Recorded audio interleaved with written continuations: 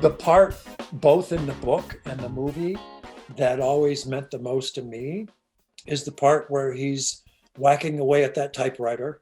I actually had an electric typewriter. I it was the first thing I ever bought with my own money from shoveling, driveways in the winter and mowing lawns and things like that. But I had a whole wall papered with rejection slips. Welcome to this special Labor Goes to the Movies Pod Extra.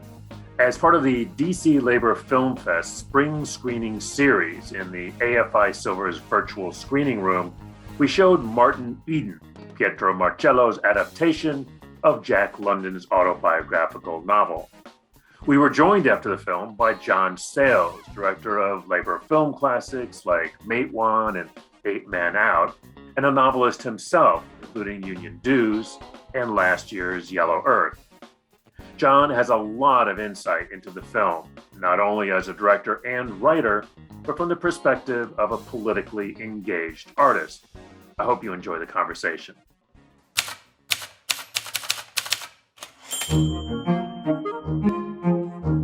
Moi, je m'appelle Elena. Martin, Eden. Piacere. Enchantée. Ho deciso che voglio essere come voi, parlare come voi, pensare come voi. Osci, ma come facete? Lassù sta. Ho riflettuto molto su me stesso e ho sentito come uno spirito creatore che mi divampava dentro, che mi incitava a fare di me uno degli orecchi attraverso cui il mondo sente, uno degli occhi attraverso cui il mondo vede. Insomma, voglio fare lo scrittore. Qua la gente viene a lavorare. Ti stai affaticando troppo? Passi rotto mio. Questo libro non è male che è, ma almeno sai che parte se lo apre un libro. Io non l'ho mai amato. Allora impariamo insieme. Ci vogliono amicizie importanti, una bella raccomandazione. Mentre a mangiare veleno che scendono a fatica con te.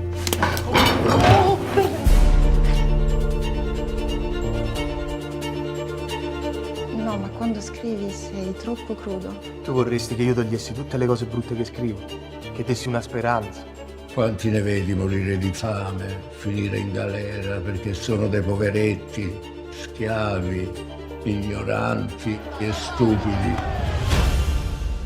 Lotta per loro, Martin. Quello che scrivi non si venderà mai.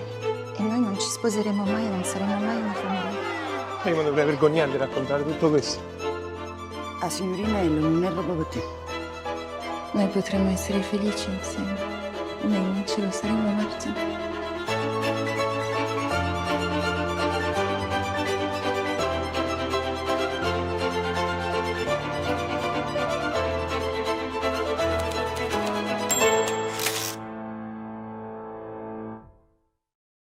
All right, folks, welcome. Chris Garlock here, director of the DC Labor Film Festival. Thanks so much for joining us. And wow, what a movie. I just saw it with you guys tonight for the first time, so I can't wait to talk about it. I'm so pleased that John Sayles could join us. John, welcome. Nice to be there. So of course, our labor audiences know John as the director of, film classics like Matewan and 8 Men Out. I was checking, the database, John, 18 films since 1980.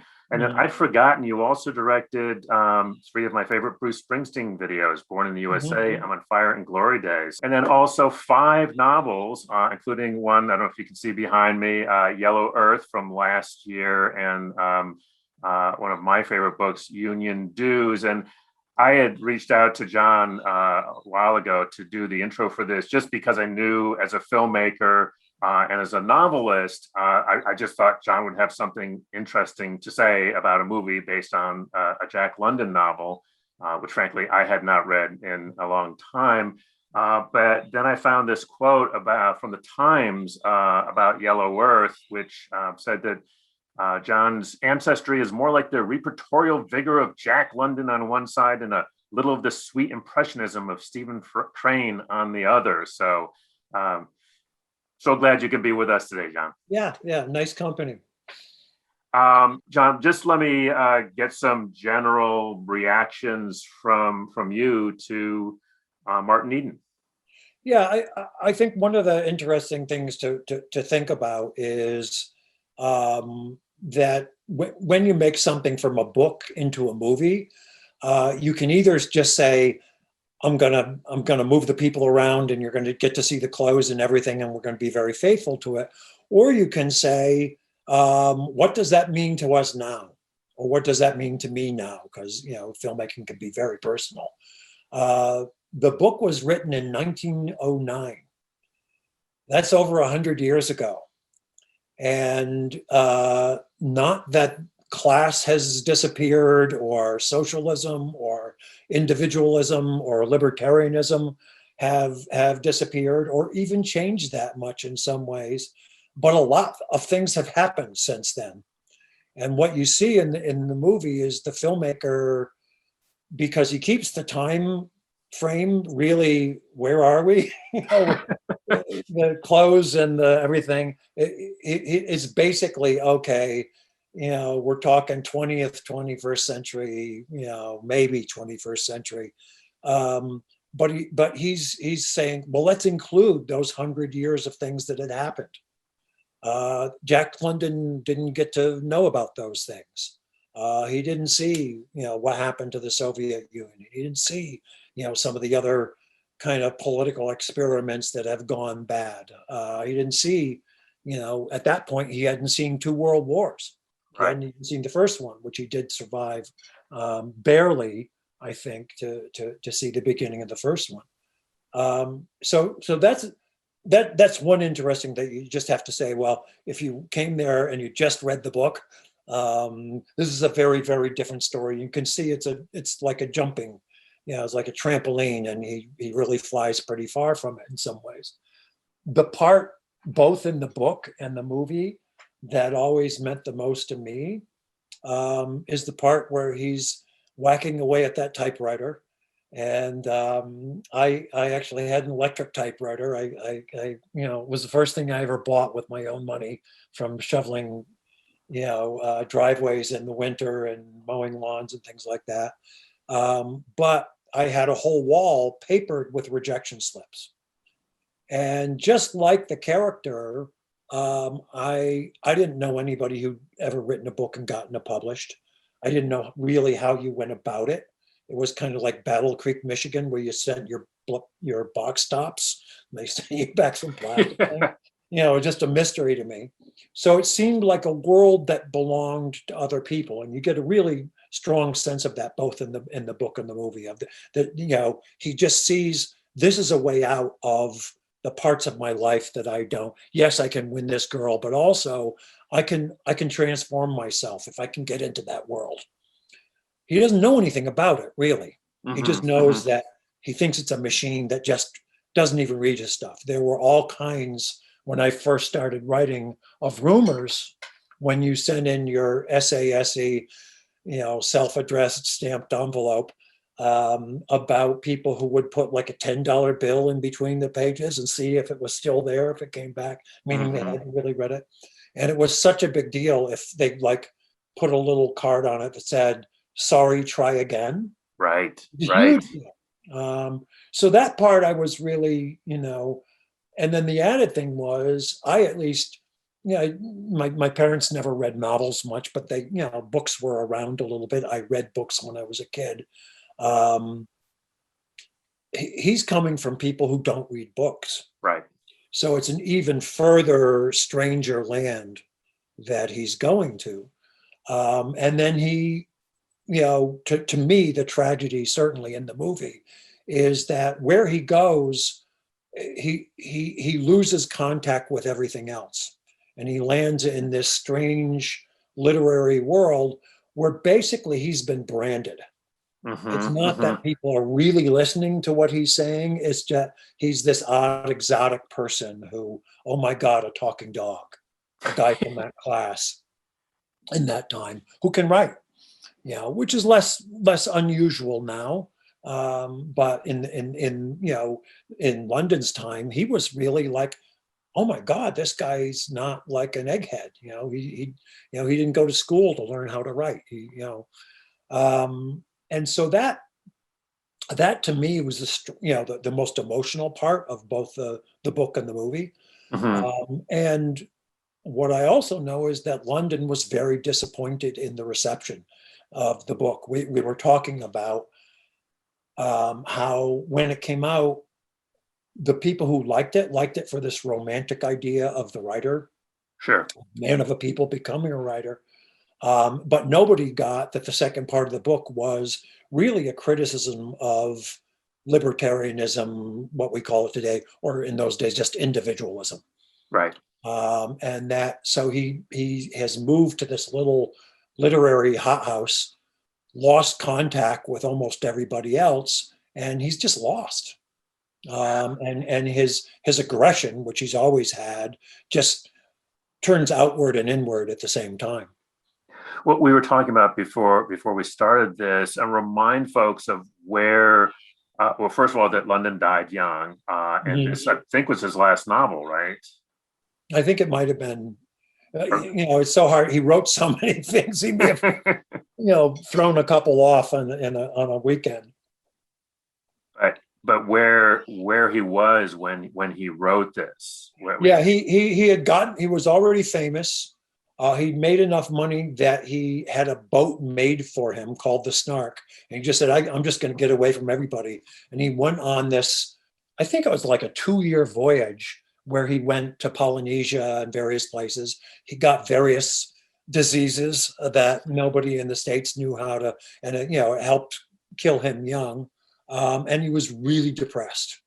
And so he was in this bad shape while he was writing this thing. So it was a guy who was feeling in his mid-30s or so, kind of like, is that all there is? Here I am, how come I'm not happy?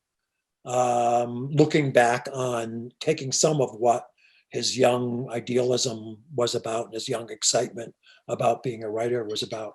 I think another thing to think about is he's in the United States, he's kind of considered, he wrote those boys' books. Right. White Fang. Those kind of like Robert Louis Stevenson gets thrown into that bag. In Europe and Russia, he's huge. People know a lot of his books there. They've been translated there. And his stuff translates fairly well. And the plot of them seems exotic and strong and stuff. I think he's one of Putin's favorite writers. Oh, geez. I had no idea, really. Yeah, because all that kind of Call of the Wild stuff. And the macho stuff. Yeah, the macho stuff and the, survival of the fittest stuff. If you think you're the fittest, you love to read that stuff. Sure. And that's the message you'll take from it. But he was a complicated guy. And then, the movie is seen through the eyes of this director, and he has his own agenda and things he wants to talk about, and he's got a lot of Italian history to think about, and that he's grown up through. Italy is a country that since World War II, I don't think they've had like 60 governments. The turnover has been that fast, and the people who have stayed have been these kind of Svengali guys like Il Divo, who are backroom guys and who just kind of survive and never are the front man. And then you get Berlusconi. Right. This is not a country that is going to make you feel like, there's a way that we can govern people and everybody gets what they deserve. So, well, let's talk about that. I was when I was watching it tonight, I was thinking about it. You watching it as a filmmaker, because it's a brilliant film technically in so many ways, right? You were telling me it was shot in 16 millimeter. Tell folks what's that's about. Why is that important? Yeah, 16 millimeter is film for one thing, and most things are now shot on digital. When you shoot in 16 millimeter, you have to blow it up to 35, right. And that gives it a certain amount of grain.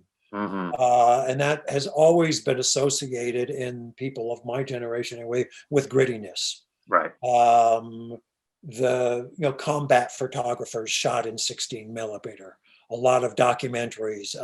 60 Minutes used to be shot in 60 millimeter, and it had this kind of real life documentary feeling to it. And one of the things he does that for, I imagine, is that he's also got a lot of stock footage in there, a lot of archival footage, which was also shot on 16 millimeter when it happened, and they don't bump each other quite as much for that. His choice to make the time not just that moment when Mussolini got in, or that moment when something happened in Italy or in the world, is something that allows him to focus on the kind of more eternal stuff. This isn't just Italy in 1930, just before they invaded Ethiopia. This is life in a port city. Jack London, it was set in Oakland, which is not as, there's some great stuff in Oakland, but it's not as, photogenic as Naples, I have to say. Let's not pick on Oakland. But so there is this rawness to it. And he also lets his as good as that actor is who plays Martin Eden, he lets him be really obnoxious. Right. He's not an easy guy to hang with. And then, when we see him after his literary success, he's really a mess. And when you make that choice as a filmmaker, you're basically saying to the audience, okay, this isn't your usual ride where you identify with a main guy and you're on his team for the whole thing. This is one where you have to step back and say, whoa, what's going on here? Well, and because I want to get to the politics of it, but let's talk a little bit about the music, because I know you, from your very first, have thought a lot about music. Mm-hmm. Any filmmaker has to, but to me, tell me if I'm wrong, but to me, your music is as important as anything else in your films. Mm-hmm. And this guy seems very much in the same. And I saw it right from the very beginning, because you've got this sort of archival thing going on. And I don't know enough about music to know, but the music that comes in right at the top seemed very modern. And right away you were being It's told, all over the place. Yeah. Right. He's not using it to put you in a time and a place. Right. He's using it for just straight emotion. People ask me all the time, because I'm a novelist and a filmmaker, the difference is between the two. One of the things that you have to be aware of when you're writing a fiction is that if you describe things well, you can have rhythm and you can kind of do the same scene that you could do in a movie, but it all has to go through somebody's head first. Right. In a movie, there's stuff that bypasses your head and goes straight to the viscera, and music is one of those. Some of the best music, people don't even realize, they're not aware of it. It seems just part of the movie, and because it's working on them, not through their head. And so, his I'm sure there are rhythmic reasons that he made some of his choices. There are emotional reasons that he made some of his choices. Sometimes it's working against. Sometimes you want the music to underline what's happening and increase it. And sometimes you want to make a comment on it. If you're playing Happy Days or Here Again, and you're seeing a funeral scene, you're commenting on it in a way. So he's definitely playing with a lot of tools here to I think the hard thing about the film is at the end of it, it just seems like, okay, if we listen to this guy, socialism is a total waste. But as we see, individualism isn't doing him any good at all. And nobody's lives have gotten better. And this whole striving thing didn't make him any happier. It didn't even get him the girl. Right. I remember when I was reading the book, because there's in the London book, there's also the kind of working class, girlfriend. And in the book, he eventually, even though he likes her, he's just not in love with her because she's not the daughter of the bourgeoisie. He's embarrassed by her rough hands because she works in a factory. That's right. I remember reading it, and I had seen the movie that they made of An American Dream the Dreiser book. And I Mhm. just kept saying, oh, I hope he doesn't get her pregnant and drown her. You know? I'm so glad when she at least didn't get killed by him. Because that was, that was the trope of that time of if you're gonna get out of your class, you have to cut those other people, loose. And if any scandal, you got to get rid of those people who know about the Mhm. scandals. Mhm. So to me it was, hard to hang with that guy for me, but he's just not an easy guy to hang with as, at the same time I'm admiring the actor. And it's not an easy message at the end of it. And I think if you look at Jack London's life, he had these two things going as well. He had this intellectual idea of socialism, and just a kind of natural resentment of big anything, of the big capitalists. But he also had this very, very individualistic streak. And he also, he kind of felt like going down these rabbit holes of theory was really dangerous. Mhm. So he wasn't an ideologue. He was, he's a complicated guy. Well, and I want to talk about that just a minute before I talk a little bit more about, the socialism, in that, talking about how he's hard to hang with. And, London, said this was obviously his most autobiographical work. And Mhm.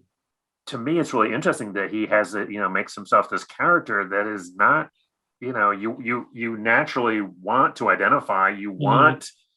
But Yeah. I'm with you. There were several times when I was like, especially that moment when he basically this is his working class Mhm. lover, and I mean that was just incredibly painful. Mhm. Yeah, I mean, you have to also remember the time that he's in and where he's from. Jack London was not a proletarian who worked in a factory. He was basically a wild on the streets teenager who was an oyster pirate. He used to raid boats and steal oysters. He was a criminal. And his kind of work experiences would have pointed, if he hadn't become a writer, he probably would have ended up being a wobbly. What? A wobbly. A wobbly, right, okay. Those were, itinerant laborers. They were lumberjacks. It's a very, very different thing than being in that factory setting, feeling the iron heel, right on top of you every day, walking into a building. They're looking at their watches every second, and you really are a cog. He was Mm-hmm. aware of those people. Mm-hmm. He hadn't really lived that life. I think, the person he reminds me the most of is Joe Hill. Yes. The romanticism, the writing, but also this kind of rough and tumble guy who's a little bit of a criminal.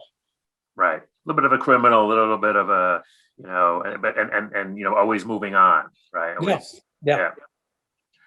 Well, let's talk some about, this, it's very much a book about class. It's very much a movie about class.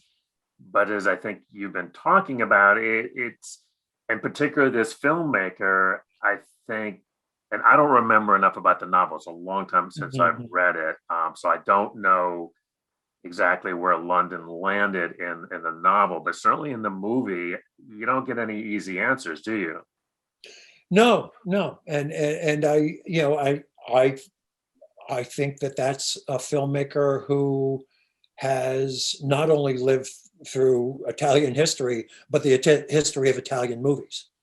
During the neo-realist phase, and there are touches of neo-realism, Yes. in the early part of this movie, what's happening in Italy right after the war was that almost to a man, and they were all men, the film critics were communists. Palmiro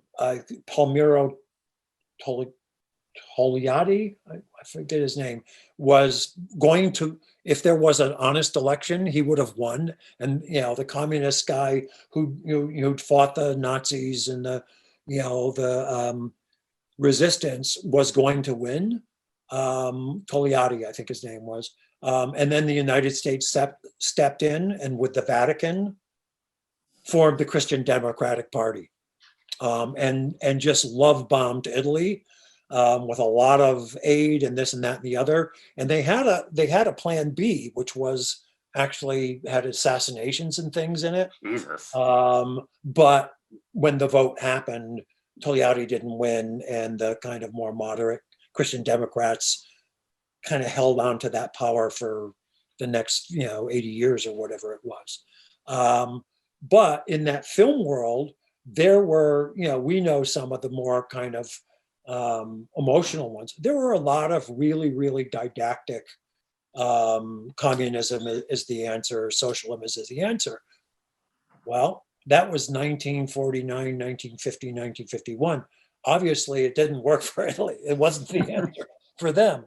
And so this filmmaker, I think, is trying to avoid that ending, that socialist, realistic ending with, the low camera angle and people with their fists raised. Right. It didn't work out.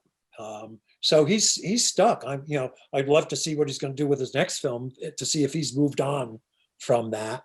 But this is a film where I think he sees some of the conflicts within Jack London in the book. And he said, okay, you want conflicts, here's what I'm going to do with it. Well, and here's the thing: when I think I heard about this like a year ago, that that a film about Jack London was from about Martin Eden, was going to be coming out, and I thought, okay, great, because that would be a film for the Labor Film Festival. But I remember thinking, like, it's just not something that springs to mind as a Jack London. It's an interesting choice, particularly these days. And so I guess, what are your thoughts about why? And I obviously go read and see it. I'm sure the directors talked about it, but for yourself as a filmmaker and seeing this film and having read the novel, in the moment where we are at this point, what do you think would be attractive about taking on? I mean, it doesn't have a happy ending. It doesn't have a clear message, and Yeah, well, he couldn't have gotten it financed in the United States, I'll tell you. Speaking from personal experience, right, John? Yeah. I think some of it is, here's this guy who is smart, really smart, absolutely uneducated because of class. And he actually kind of eventually is much more educated than the kind of bourgeoisie people who he wants to fit in with at first. And kind of looks down on them intellectually later, but he's wrestling with big ideas. Mm-hmm. And except for a few incidents, they remain abstract big ideas. Yes. And I think some of what the interest is the big ideas, if they stay abstract, don't really work for us, don't work for anybody. If you start saying, no, this is the way it has to be, this is what communism has to be, this is what capitalism has to be, these are the rules, and stop being among the people to see if it's working out for them, it doesn't work. And these ideas, he grabs onto these ideas, and eventually he grabs onto, I think it's mostly Nietzsche and Spencer, and they're very much survival of the fittest people.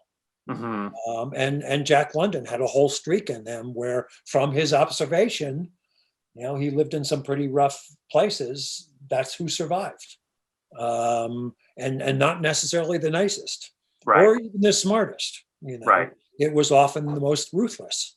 I mean, Alaska, when he was up there, had in the early days of the gold rush, there were no lawyers, there were no judges. It wasn't even territory yet. So when there were hangings, they were because a bunch of gold miners got together and said, this guy's jumping claims. We hate him. Let's lynch him. And that was law, and sometimes, as they say, he needed killing, and other times, well, maybe not so much. So there are a couple of things I just wanted to throw out and get your reaction. One of the interesting characters that I really, maybe I was just looking for somebody that I could sort of, the poet. Mm-hmm. The poet, and again, it's been a while since I read the novel, so I don't know, if he had as much of a role in the novel or whether it was brought out more. And I wonder if that was a way, a bit of an answer there, somebody, because he really did seem to have a piece of something that London was maybe looking for. Yeah, in the book, he's an important character who has written this wonderful kind of epic poem, but is so discouraged by that literary world that he says, well, I like it, I put my soul into it, but I don't want it published. And then when he dies, Martin Eden has it published and it becomes a literary sensation. So it's a guy, it's one thing to write, I wanted to write because I wanted to write. I didn't know any writers. I didn't want to be a writer. I'd never seen a writer on a talk show. Even, I saw Norman Mailer before I even knew he was a writer. I thought he was some kind of, performer. He was. Well, yeah. But basically, this is a guy who his reason for wanting to write is status and is to move up in class. And, and money happens to come with it when he nails it. So the writing itself doesn't mean what it should to him anymore. Whereas that character, at least in the book, the older guy, the writing's what's important. You don't even have to publish it. J.D. Salinger's, he wrote for 30, 40 years and just said, well, I'm not really at the point where I need to publish anymore.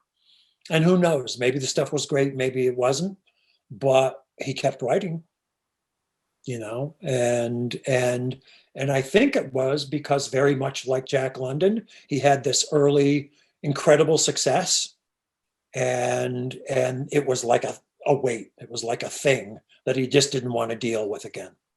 So he just decided, if I don't do the publishing, I feel great about the writing. I don't have to worry what anybody thinks of it. Mm-hmm. To me, what's too bad about that is, unfortunately, that kind of literary machine is between you and your readers. Right. And what you don't really see either in the book or in the movie is that there are these readers who they may have to read it for. There's a great quote, Harry Crews, who died a couple years ago. He was like, his parents were just about illiterate. He was a sharecropper's kid, and he wrote his first novel, and he gave it, a little thin novel, to his mom, and his mom called him a week later because he said she wore those words off the page because she didn't read that well. And she said, Harry, says, yeah, those people who paid you for that book? He said, yeah, Mama. Said, do they know it's not true? And he said, that's called fiction, Mama. And she said, well, as long as they know, that, Harry Crews was a guy who was always, he wished the people he wrote about and grew up with read books.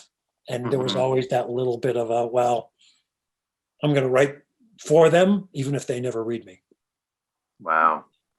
A couple of other things before we wrap up. I found myself, and I don't know why, maybe you can solve this for me. I found myself thinking about one of my favorite London novels, which was for a long time was hard to find, The Iron Heel, which is about communist organizing in a Ford factory. Also does not end well, by the way. It didn't end well in the Ford factory until Roosevelt got in. That's right. But I just found myself thinking about that book while I was watching this, and it was maybe because I was resonating more with sort of some of the political stuff, when he was kind of putting it together. But I don't. Your thoughts on that? Yeah, I think you know, when you write a book that's about stuff in the world,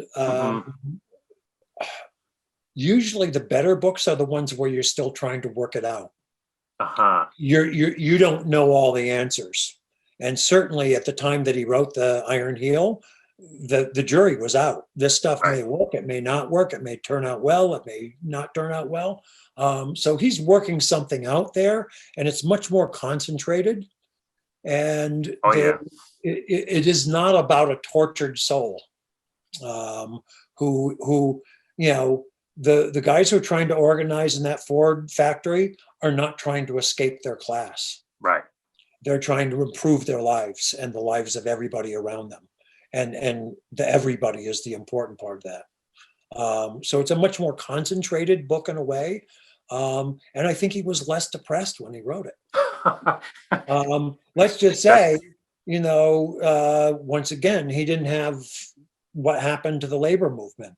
He didn't know what was going to happen to it. You know, this is like Knights of Labor Days. This is not even, you know, the AFL-CIO yet. No. So these are very new, very, and the American version, once again, the American version is the Wobblies, which is one big union.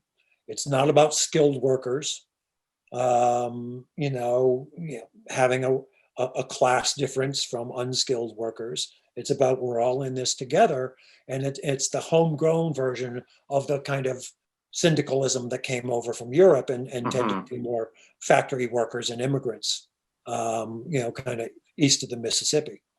Right. Yeah, no, I think you nailed it exactly. The last thing I wanted to ask you about is, you know, as I'm always curious, you know, as a filmmaker, I don't know if you watch a lot of movies, if you do, what kind you watch. So I'll just throw out that you know, I do watch a lot of films, and and especially and there's a lot of good stuff going on out there, obviously. But there's a lot of stuff that is just really predictable and you know, not great filmmaking, not great storytelling. And this one, even you know, although I was, as you very well point out, pulled. I mean, I wanted that. But I was just mesmerized by the filmmaking, and really in a way that you really want to be when you go to. I mean, and hopefully soon when we can go back into the theaters. It is not a predictable movie. No.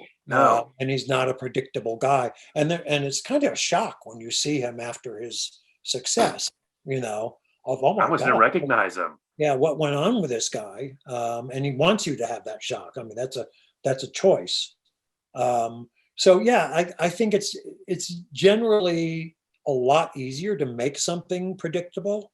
Many people go to a movie for comfort, not to be challenged. Right. You know, and if you're going for comfort, you want it to be a little different than the last one you've seen, with a couple twists and turns that are different, but you really want to feel like, you know, the good guys are going to win, or, you know, whatever it is that you go in there. So yeah, I mean, you have to hand it to him. There is he you know, somehow he got this thing made, and it is not predictable. And even if you read the book, it's not predictable. You know, he took it and said, here's what I'm going to do with it. This is what it has inspired within me. Yeah, it just it's exciting to see that kind of filmmaking, isn't it? Yeah. You know what one thing that I think neither the book or the movie get into, which is if you're a sailor, you are on one of the most caste aware, rank level kind of structures in the world. And it's almost like the minute we leave dock, you know, we have a king, not just a president. We have a king. You know, you read Billy Budd and some of those things, and it's just like, well, that's God. You know, that's the metaphor that Melville is working on in Billy Budd is actually, you know, when he says, God bless Captain Vere at the end, he's saying, God does terrible things, but I believe in him. You know, That's right. What could be more classist than that? Well, and we should leave. We should end up as a good place because you are. I highly recommend Yellow Earth, John's last novel. It's a great read. But you just been working. I think you said you had just finished your new one, which is related. I wrote that. I had that done a year ago before COVID. It just takes a long time to find a publisher, so I'm just working on the editing right now. But I have a new novel called Jamie McGillivray, which starts at the Battle of Culloden and ends at the Battle of Quebec.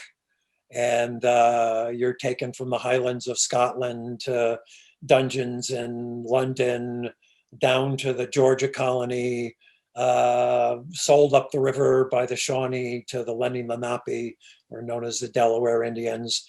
And the main character is a linguist, so he ends up being the translator for a tribe who are deciding, okay, it's the French and Indian War. Do we go with the French or do we go with the British? Yeah, so it touches a lot of bases. Cannot wait to read it. All right. So do we have an idea of when that'll be coming out? I think it'll be a year before they can spit it out. Oh, wow. Okay. We'll keep an eye out for that. Yeah. John Sayles, wonderful as always to talk to you. Can't wait to get you back in the theater. Thanks so much for spending time with us tonight. Really appreciate it. Right. Thanks for hanging in, everybody. All right. Take care. Bye now.